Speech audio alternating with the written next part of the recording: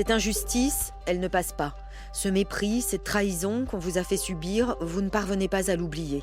Vous en éprouvez encore de la colère. Vous ne réussissez pas à pardonner. Ce n'est pas le philosophe Aristote qui vous critiquera, car il voit dans la colère une saine indignation. Vous pourriez croire que toute la philosophie vous encourage à vous engager dans la voie de l'apaisement, de la réconciliation et du pardon. D'une certaine façon, c'est vrai. Les philosophes sont quasi unanimes à condamner la colère et encore plus la vengeance, de Sénèque à Ricoeur en passant par Spinoza. Mais presque seul contre tous, Aristote accorde à ces deux émotions, colère et vengeance, une dimension positive.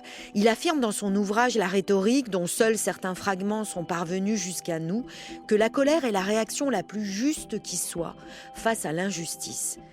Elle ressort de l'estime de soi, quand votre dignité a été bafouée et que vous avez été, sans raison valable, traité avec mépris. Elle ne relève ni d'une pulsion, ni d'une exagération, ni d'une forme d'agressivité. Au contraire, vous pouvez vous mettre tranquillement en colère, souligne Aristote, de manière parfaitement réfléchie.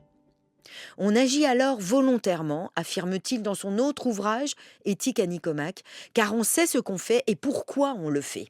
La colère est une saine indignation face à l'imposture de certains, au fait qu'ils obtiennent ce qu'ils ne méritent pas et qu'ils vous privent de ce qui vous revient. Cette colère s'accompagne du désir de se venger. Je laisse la parole à Aristote.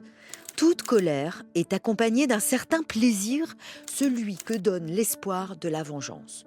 Inutile même de passer à l'acte. Le seul fait d'imaginer votre vengeance vous procure du plaisir et d'une certaine façon, vous venge.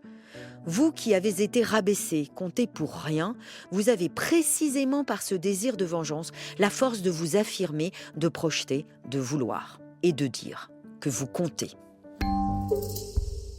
S'il n'est pas question de cruauté, c'est-à-dire du plaisir malsain pris à infliger à son tour la souffrance, la vengeance se trouve justifiée, car insiste Aristote, on ne commet pas d'injustice quand on a été soi-même victime.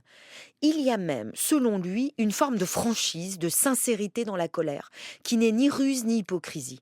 C'est une manière de dire « c'est injuste, on ne peut pas permettre cela ». Cette juste indignation s'oppose tout autant à la passivité qu'à l'emportement excessif. On ne peut pas se mettre en colère pour tout et tout le temps. Mais ne pas vouloir se venger, toujours selon Aristote, est suspect et relève d'une forme d'impuissance ou d'un défaut de jugement qui vous rend incapable de discerner avec fermeté ce qui est juste de ce qui est injuste et de le faire savoir. Si l'on a piétiné ce qui est important à vos yeux, le mérite, la fidélité, le respect de la personne, et que vous en ressentez de la colère, Aristote ne vous en blâme donc pas. Vous pouvez avoir le droit de ne pas pardonner, rien ne vous y oblige.